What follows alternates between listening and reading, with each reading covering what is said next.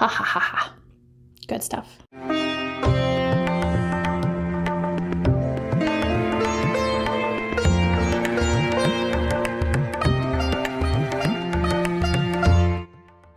Have you been wondering how exactly do you make fresh ginger tea at home to improve your digestion, your energy, your health? Well, in this video, I'm going to show you exactly how to go from root to finished cup of tea.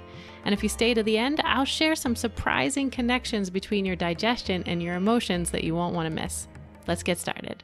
Hey, Leslie here, and I'm always recommending to people to make fresh ginger tea, so I thought I should make a video about it.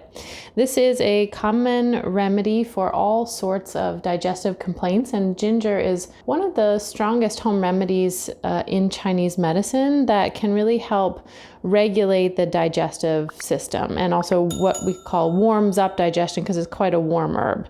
So this is a fresh organic ginger root, and the first thing we're going to do for the tea, I'm going to use probably about yay much. Forgive me that I'm, even as a medical herbalist, I'm still always like, well, you want to use about that much. So like 1.5 inches of ginger.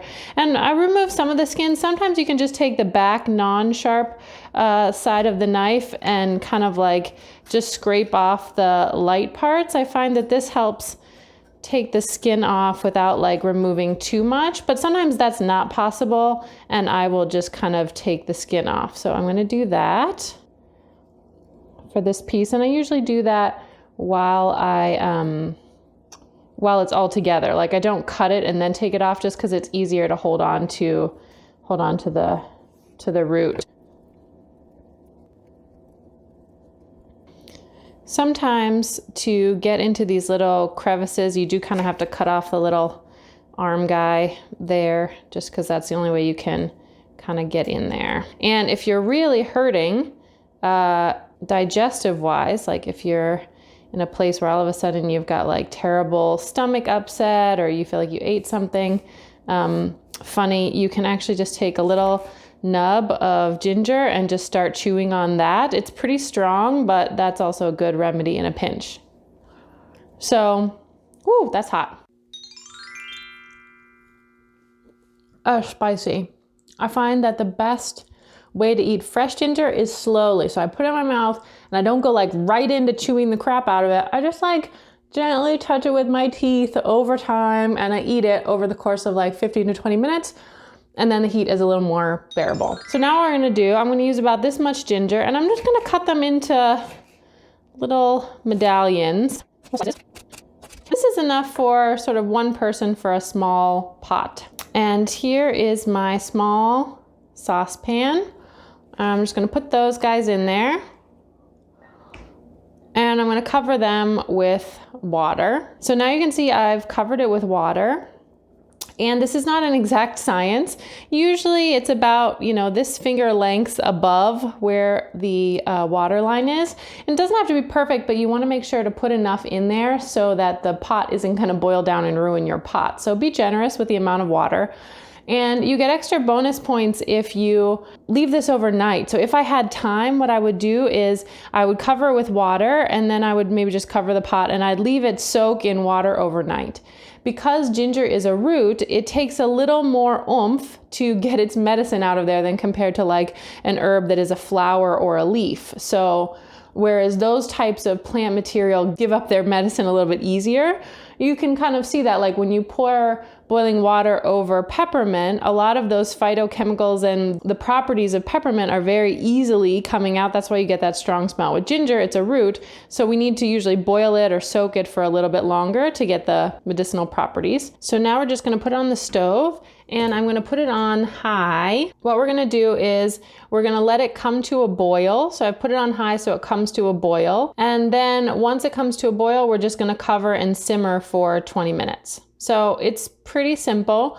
I tend to forget about things on the stove, so I always use my little kitchen timer guy here. when it comes time to remember that it's on. I'm gonna let this come to a boil and then cover and simmer. So now the water is at boil here. And so I brought it to a boil, and now I'm just going to cover, and I'm gonna turn it down to just below the middle. My stove just has a low to high and middle. So it's gonna be just below the middle, and I'm just gonna kind of watch that it goes to simmer. And then important step for me, I'm going to set my timer to about 20 minutes. You could do 25 also to make it a little bit stronger.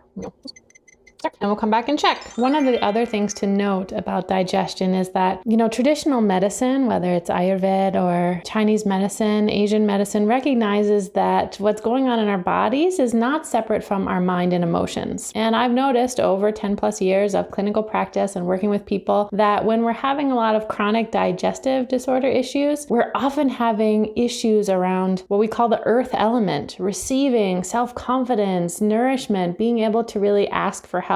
And folks with chronic digestive issues also tend to have issues with overgiving or always helping other people or finding it really hard to say no. Okay, so now our tea is boiled. It's been boiling for about 25 minutes. I left it a little longer because I was doing some other things. And now you can you don't really need, I think these little strainers are nice, and it's really good when you're making other tea or loose herbs, but you can probably also manage to drink around them or just pour it off there. But I'm going to use this little guy. Good warm. Good. And if you like, I like it pretty straight, but if you like, you can add some raw honey. Honey is one of those things that you want to make sure you get from a quality source. There's been some reports over the past couple of years that, if it's coming in a squeezy plastic bear, it's probably not a high quality honey. Not to be biased against that cute little bear, but in general, you want raw honey and ideally local from the area where you are. This can actually help with allergies and things like that. And that, my friends, is how you make a lovely digestive boosting cup of ginger tea. One of the things that I will often do, especially in winter times, or if I'm going through something that I feel like my digestion needs a boost, I will soak the ginger overnight and then put it in a thermos or something so I can drink a little bit throughout the day. I think a little bit of ginger tea sipped throughout the day is easier for your body to take in rather than like, I'm going to down this whole mug right now. So I tend to sip ginger tea over time, but however you do it, just get it in you. That's how it does its job.